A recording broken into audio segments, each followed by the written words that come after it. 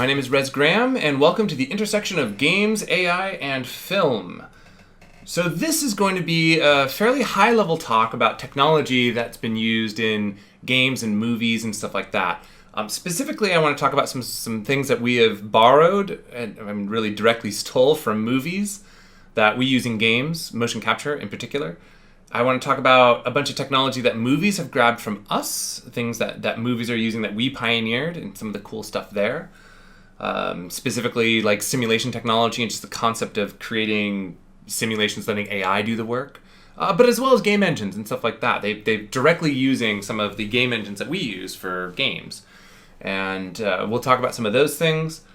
And that's probably the first half of the talk. And then the second half of the talk, I'm going to talk about just the future, which is this nebulous thing that I've written here.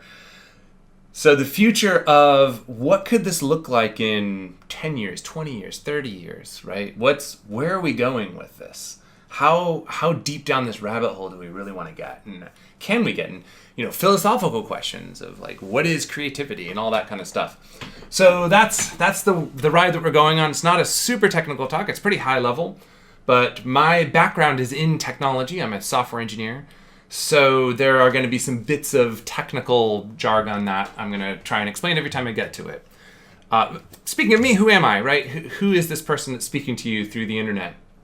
I'm a software engineer. I've been working in software for a long time, in games for a long time. I've been programming for 24 years, which seems like quite a while. I've got a bunch of professional programming experience as well. I've been doing this since 2005, so that's 15 years. And I have about 7 years of teaching experience at various levels and in various quantities, from an adjunct, very part-time professor to full-time to part-time again, and so on. On the right, you can see a bunch of studios I worked for. Some you've probably never heard of. Many you've probably never heard of. They're long dead at this point, and some you maybe have heard of. I've also worked on a bunch of games. There's some games and things I've worked on, and some books and things that I've written articles and stuff for, co-authored in some way. But these are just a bunch of games I've worked on. The famous one that I'm probably most known for is Sims 4. I was the lead AI programmer on The Sims 4. So that's the technology game, programming side of things. I'm also an actor. I've been acting for about 8.5 years. I performed improvised theater all over the Bay Area. What is improvised theater? Well, it's theater without a script is the best way to put it.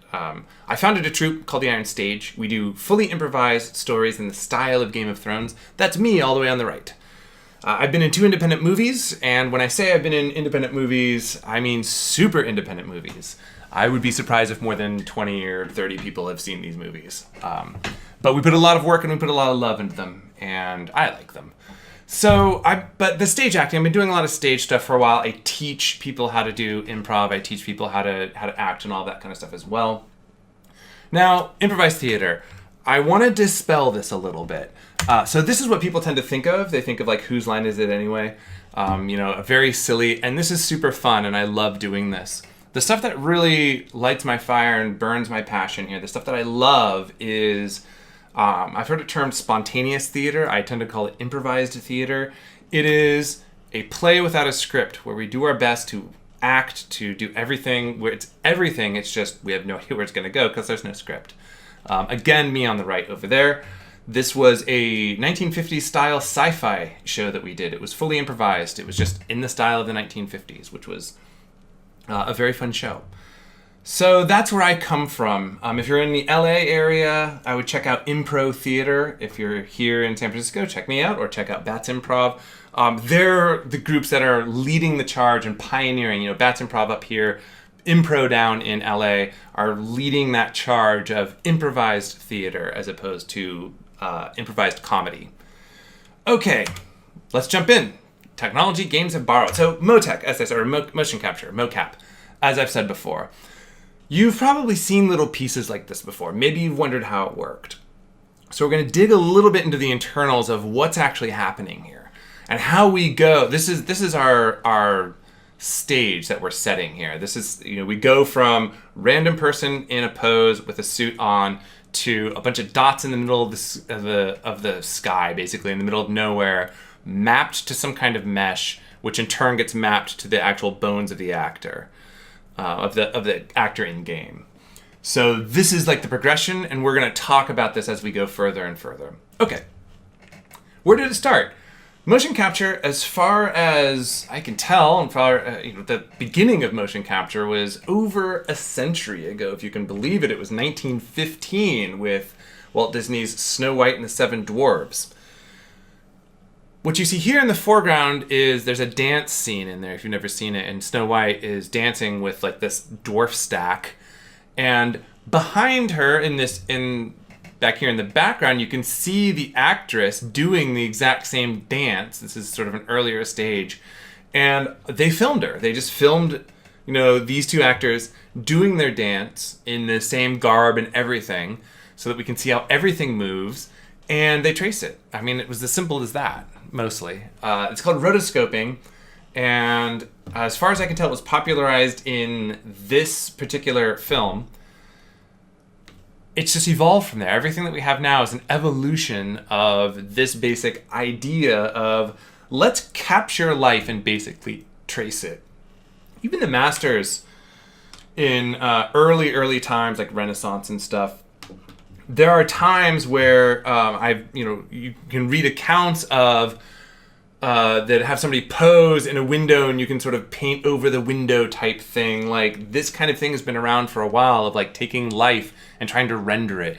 Any drawing class you ever go to is going to be about rendering life. It's going to start with that, life drawing and stuff. Draw this bowl of fruit with a single light on it. Draw this naked figure of a person standing there.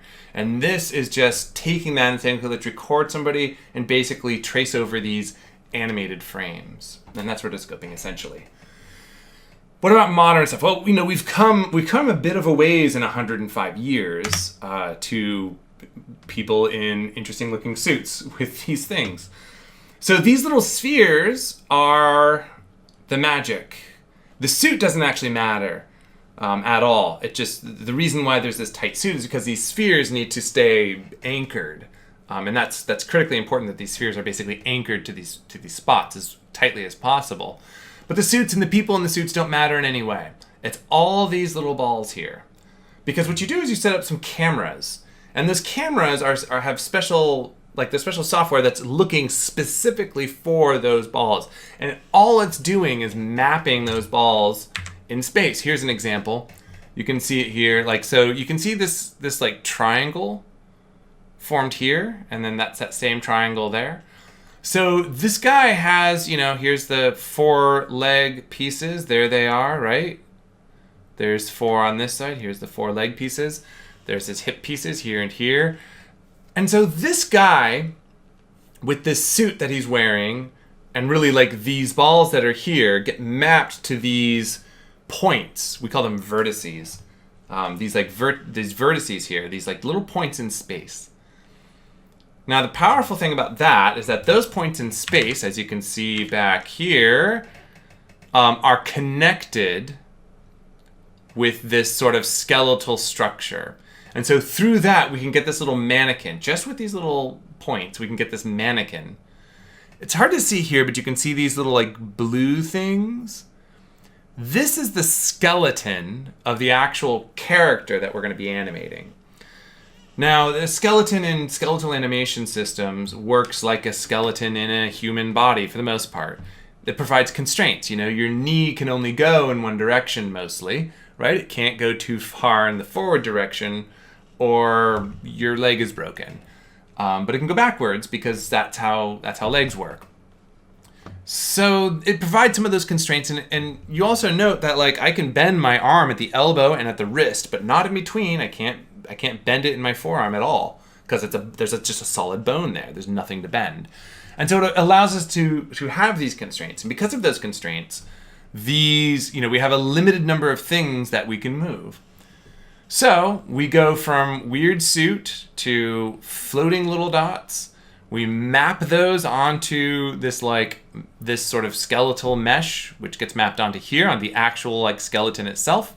That in turn, there's one more step, which of course it doesn't matter in this particular case, that maps this onto the final character, because this bone is part of that final character.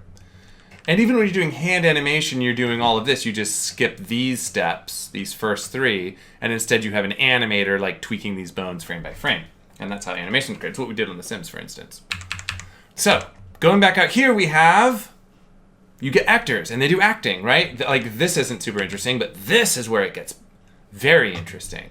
And you can have, like, there's a guy with a camera, right? And often, so here's another one. Often you have cameras around the whole thing so that you can capture different angles and different pieces.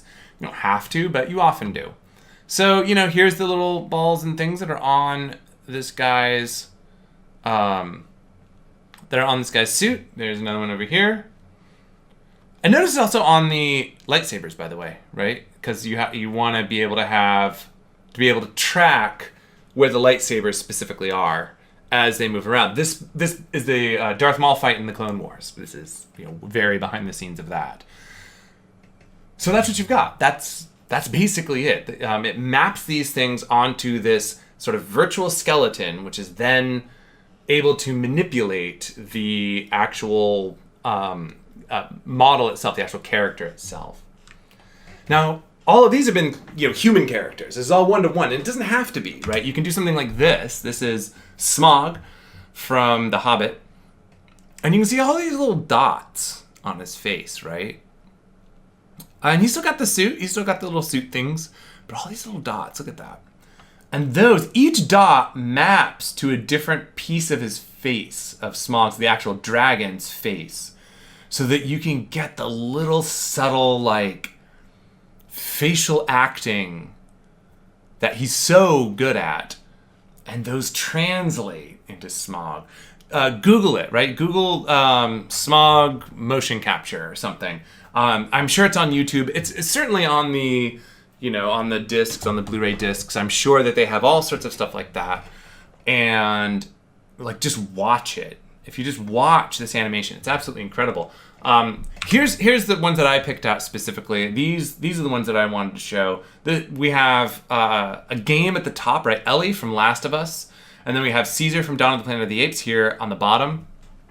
And a couple things to point out. Just look at the subtlety that you get. And that's the power. Just the subtlety of her head movements.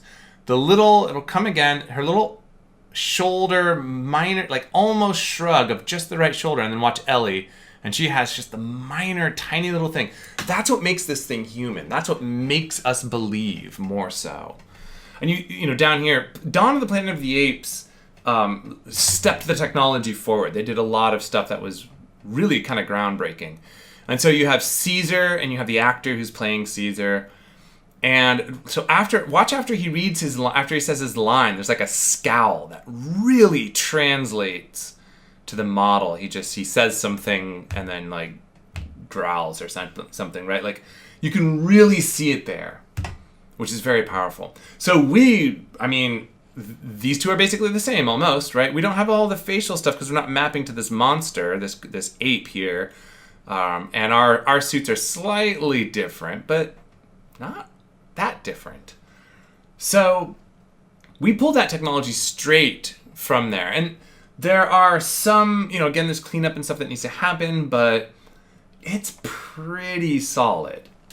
And a lot of your favorite games use this kind of motion capture. It's a lot cheaper and it's a lot better in many cases, depending on the game you're making, to bring in some actors to just do it.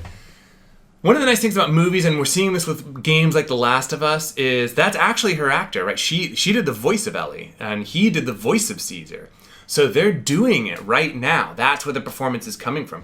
So as an actor, I can, I certainly know, and anyone who's done any kind of acting or theater knows that the physical part of it is so important. That's why whenever you see the specials of voice actors doing their voices, they're almost always standing and there's all these hand movements and all this other stuff because they have to get the physicality right.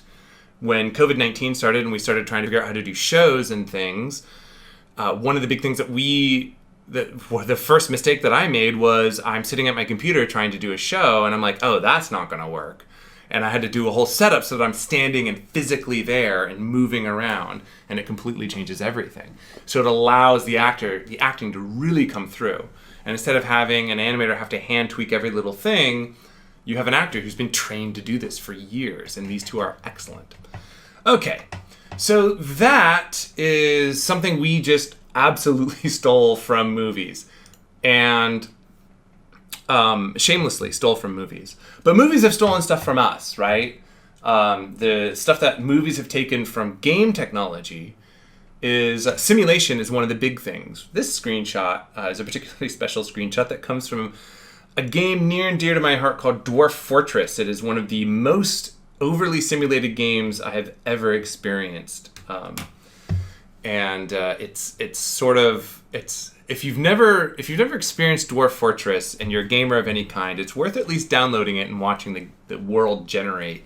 It is a fascinating experience, and the creator is absolutely brilliant and kind of nuts in all the best ways, in all the great ways. So I highly recommend looking at this game. Back on track.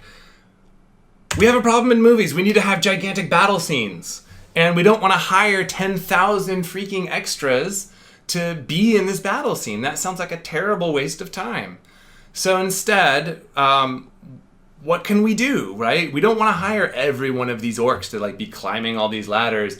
And I mean, OSHA's going to get involved, and what's the insurance to insure 10,000 orcs storming a castle? And it was probably, some of the far shots are even bigger. I grabbed this from the DVD, I think. And I chose this one because it shows a lot of action, a lot of things happening. We have sort of close-up orcs and far-away orcs. But just, if you go back and rewatch the movie, I mean, some of those orcs are super far. Like, there's huge wide shots, and there's like, wow, there's like 100,000 orcs here, right? Well, here's the thing. Effectively what's happening is we want to create this world. Like, there's nothing important in the story that's happening here. It's not like there's someone, like, these orcs aren't all making some speech. We don't need to know their backstories. What we're trying to do is we're trying to show the absolute, just epic feel of orcs, like, raising this human town. Well, we in games have been doing this for decades. This is Warcraft 1.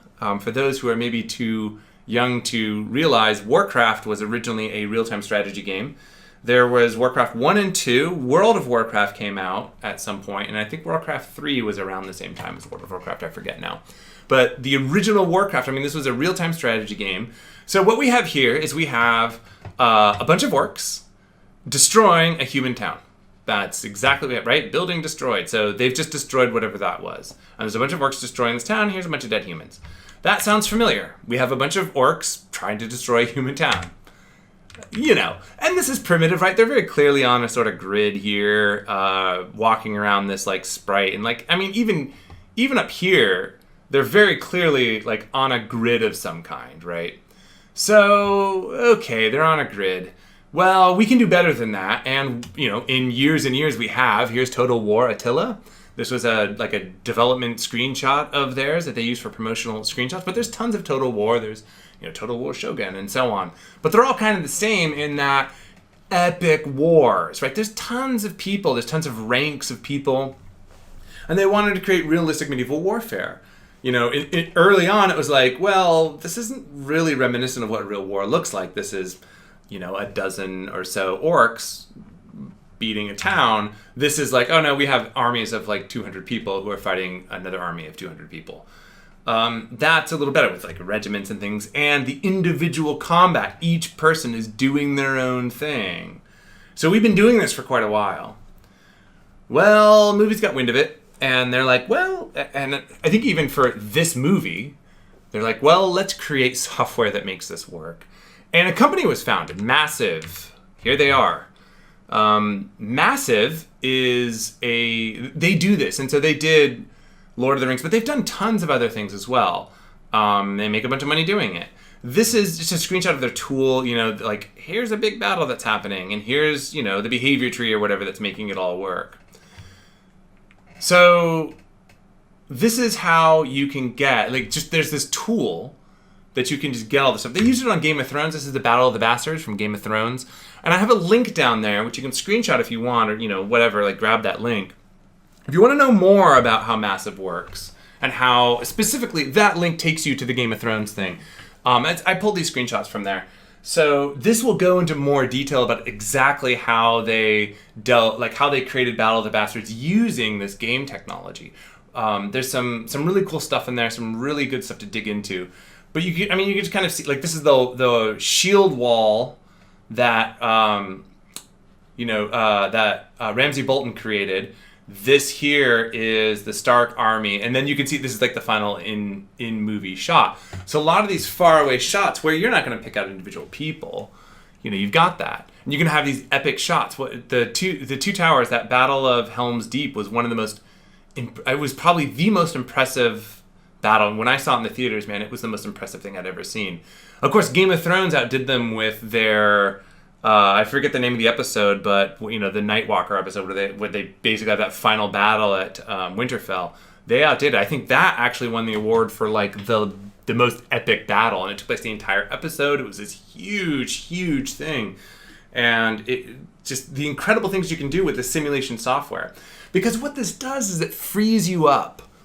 You don't have to have somebody in there hand animating, hand modeling all of this stuff. You don't have to hire 10,000 extras. Not every single person is an extra here. You can model it in software. That's the power of this stuff. And it doesn't have to be modeling people or behaviors. You can model nature. This moss that's up here and over, somewhat over here, right, and here, it's procedurally generated. In other words, an algorithm generated that moss. And the trees, and I don't know if they generated all the trees, but they generated moss was a big one. If you have the Blu-ray for Brave, you can watch, and they did a little 20-minute whatever presentation on how they did this. They basically sent someone to Scotland, or a group to Scotland, to figure out and like derive mathematically how moss grows, and then using that formula, which I think they even show in the extra, they created this. And this is again kind of game tech stuff. In fact, Pixar uses a lot of game tech. One of the companies I worked at was Planet Moon, and Planet Moon there's an engineer there who I worked with on one of the games. He left after that game shipped and wanted to just try his hand at something else. And he went to Pixar to work on some of their tools and technology. And a lot of their internal tools look very much like a lot of the game tools that we use. And they like to hire a lot of game programmers. They used to go to GDC and stuff. I don't know if they do anymore. So that's very cool. And it's not just this, it's game engines. So there are several really popular game engines in games. One of them is Unreal, the Unreal Engine. I'm sure you've played it. If you're a gamer, you've probably played an Unreal game. Fortnite is a great example. That's Unreal Engine. Well, The Mandalorian used Unreal Engine. Again, I have a link down here if you're curious. It's essentially the same type of link from Massive.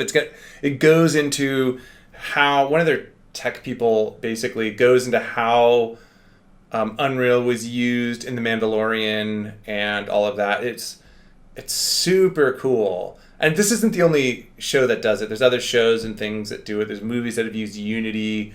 There's a couple movies that have used Unity for like sci-fi computer UI elements and things.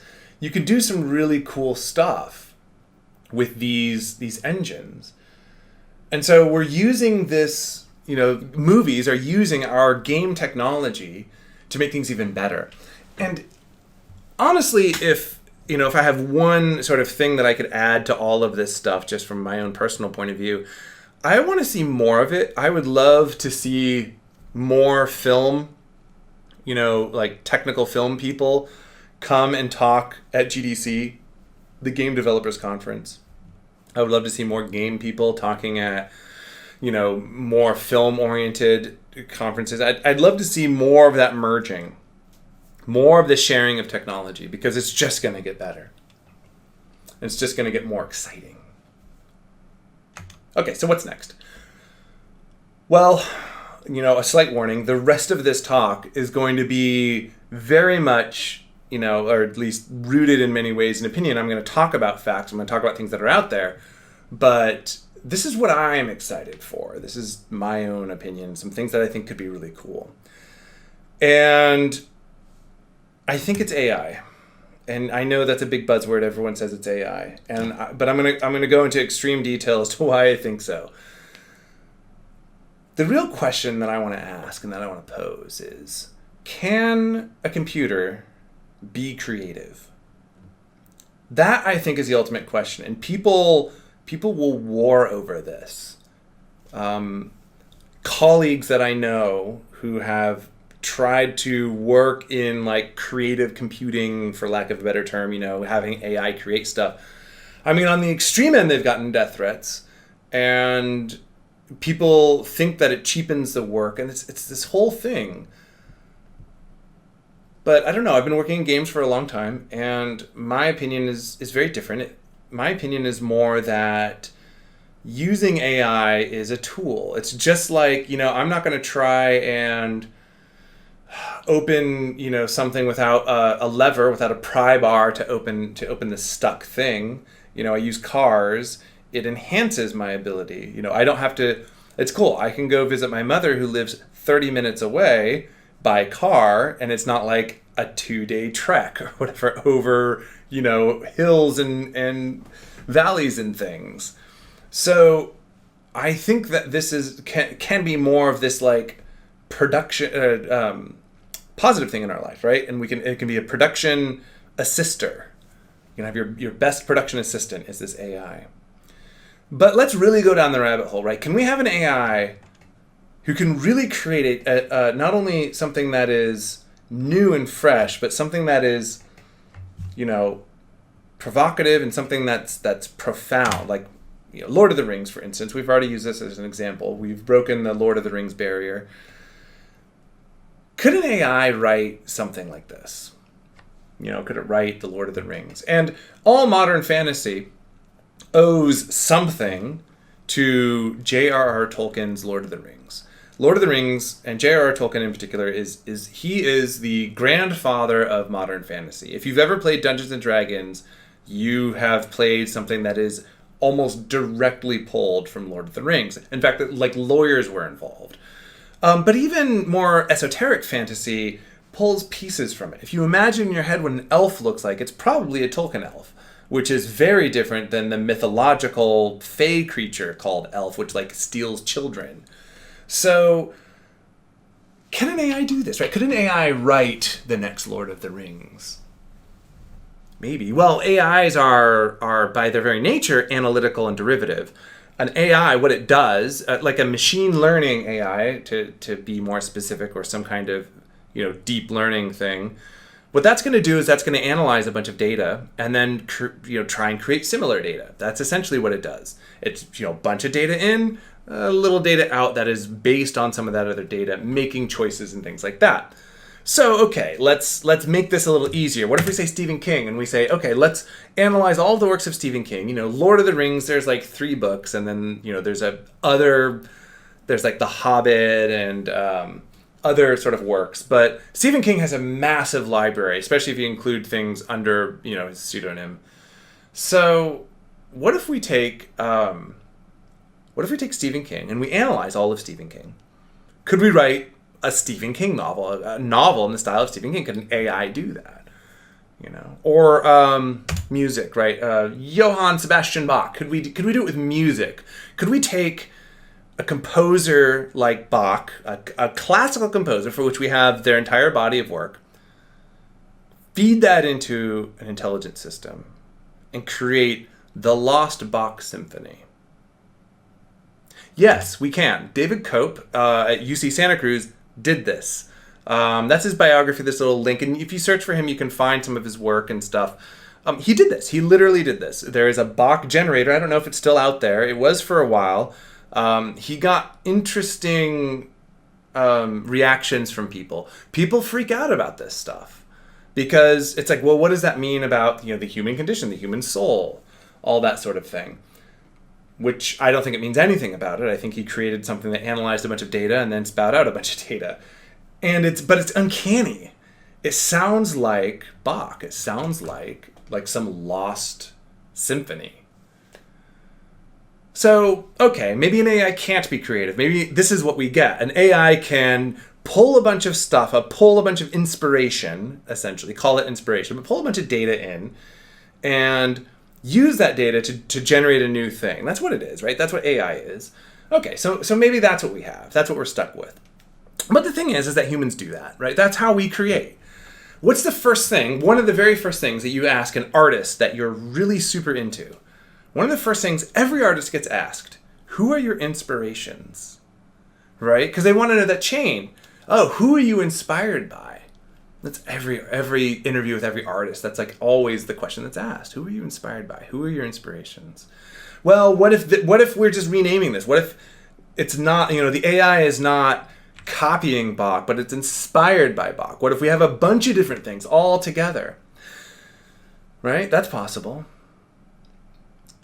So let's look at, The Last Man Standing there on the left, and on the right there's a movie called Ronin by Akira Kurosawa. Well, they are the same movie. There's some differences here or there, but they're basically the same.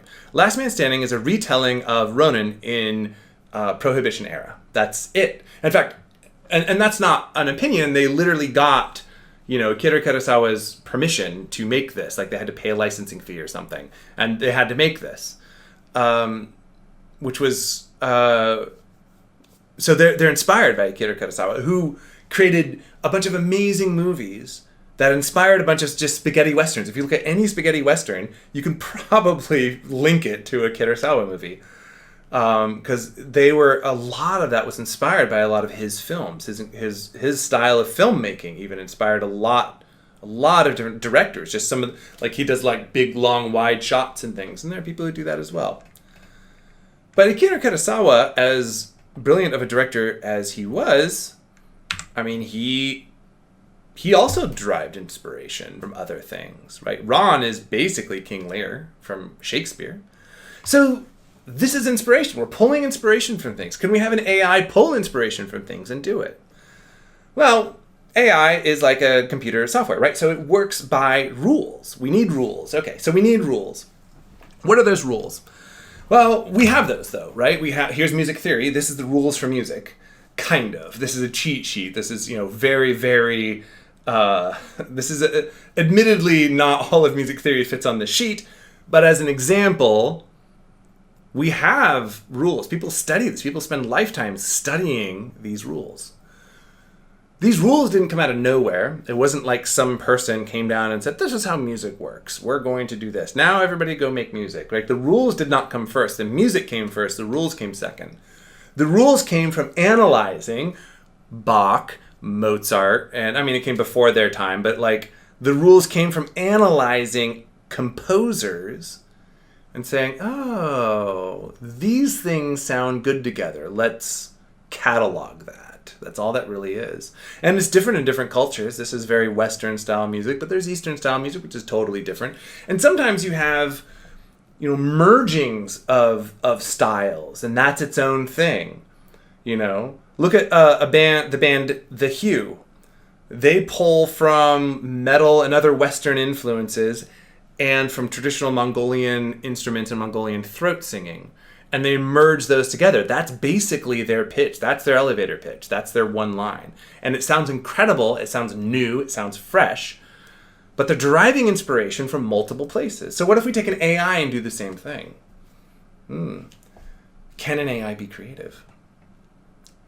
Okay, so let's go back to the story. Can we write Lord of the Rings? Well, story has it too. Here's the 3-act structure. Hollywood follows this in many ways. Again, if you could break down, if you look at a classic, typical Hollywood movie, for the most part, if you're about a fourth of the way through, you're probably going to find the climax of Act 1. About halfway through, you're going to find this. In fact, if you go to a Pixar movie, not to bash on Pixar because they're incredible, but many of their movies can be very formulaic. At least in structure.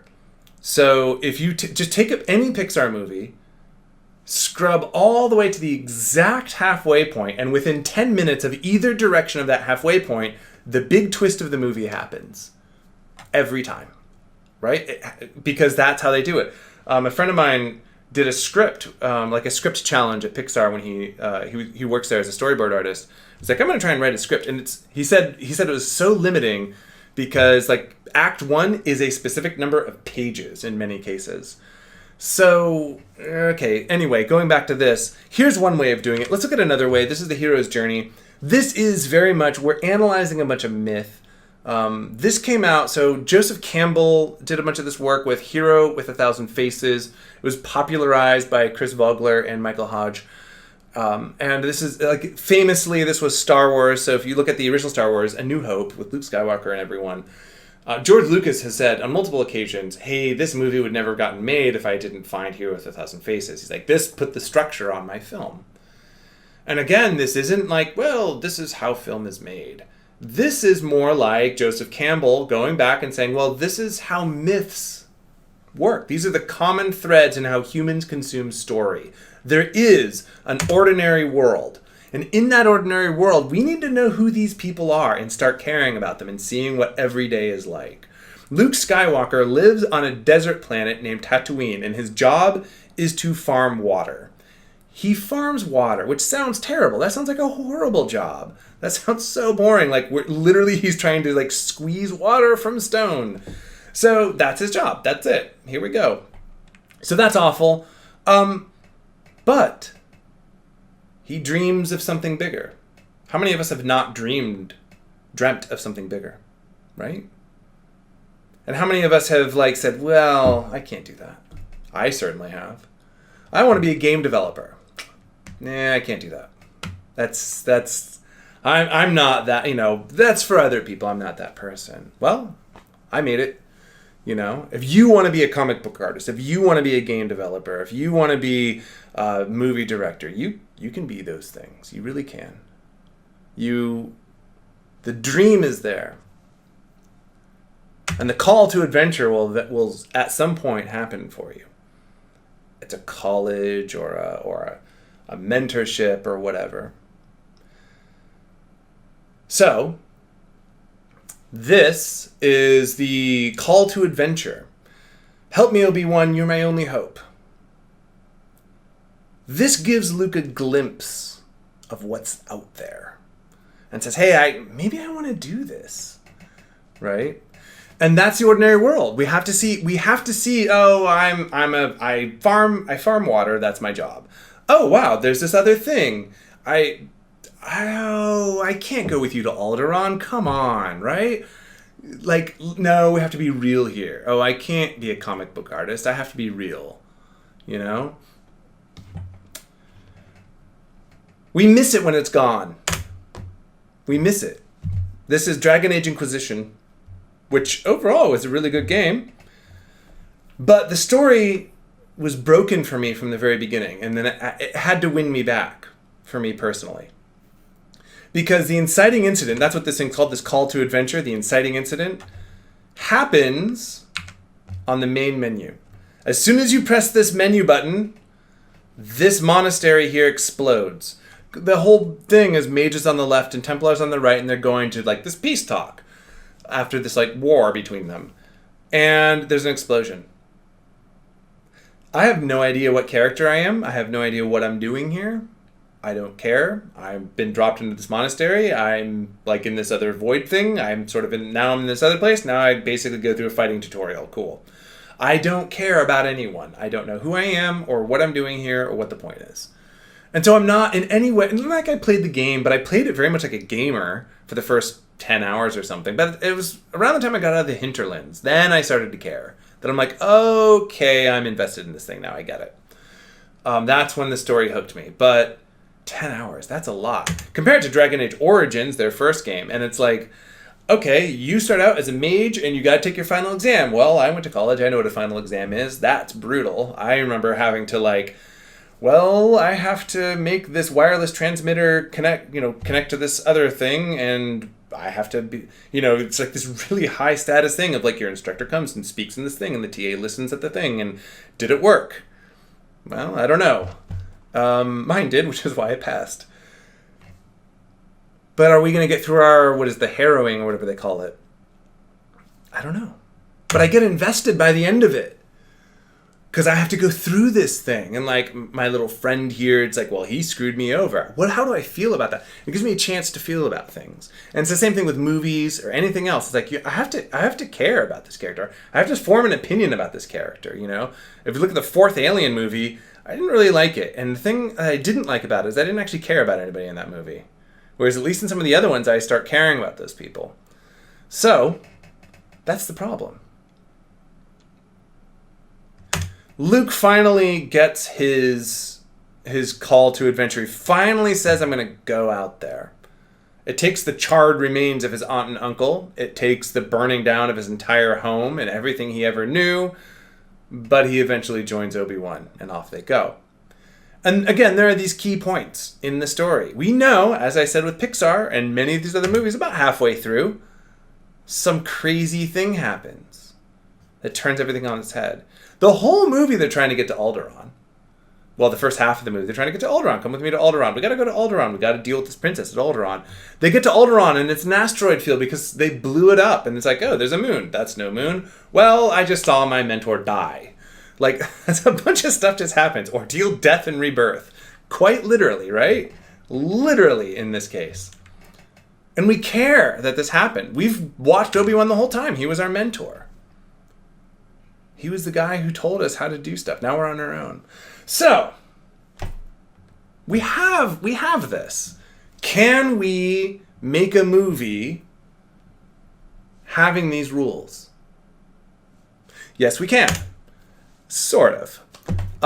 This a YouTube link. I highly recommend you watch it. It's amazing. It's a sci-fi short called Sunspring.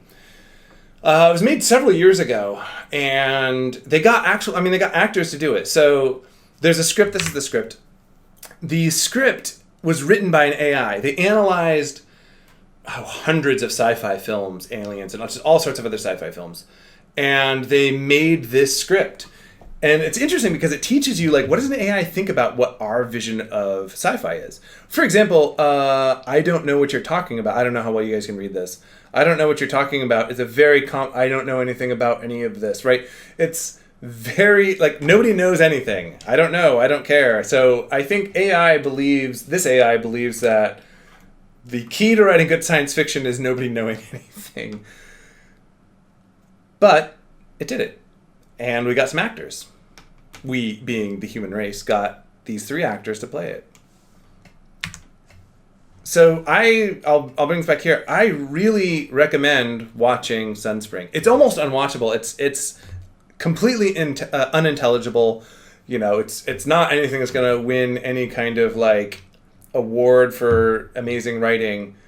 But it exists. And there's been more after this.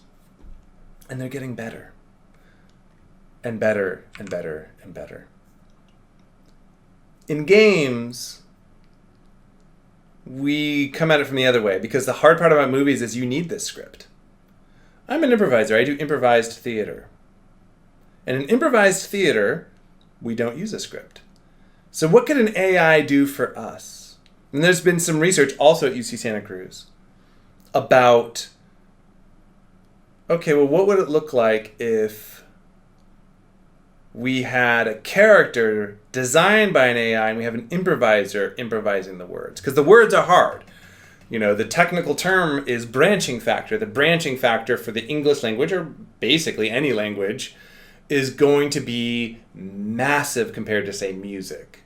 The branching factor is astronomical. So we have to take shortcuts, and it doesn't always quite work, and it's a whole thing. In games, we get to cheat. You know, you have something like The Sims. The player will tell the story. We don't have to tell the story. The Sims is not, you know, a lot of people maybe consider it a story-based game. In fact, when we did a bunch of marketing research, one of our core demographics was a group that we called storytellers. They want to tell a story. They want to tell an interesting story. You know, they might make their own family and live vicariously that way, or they might make the family they've always wanted, or they might just make random characters. One of my friends went into his wife's Sims game and made like a German industrial band and just like made these Sims and populated them somewhere so that she would just experience them sometimes. And they sort of gave each other little gifts like that, which was really cool. And you have this discovery. And sometimes those stories are just super, super simple that you're telling yourself. Because at the end of the day, what you're really getting is you're getting a story. Whether that is portrayed through the English language, whether that's portrayed through, through just images. One of the most intensive story games that I've played is called Florence, a little mobile game, which is like, I think there's 12 words in the entire game.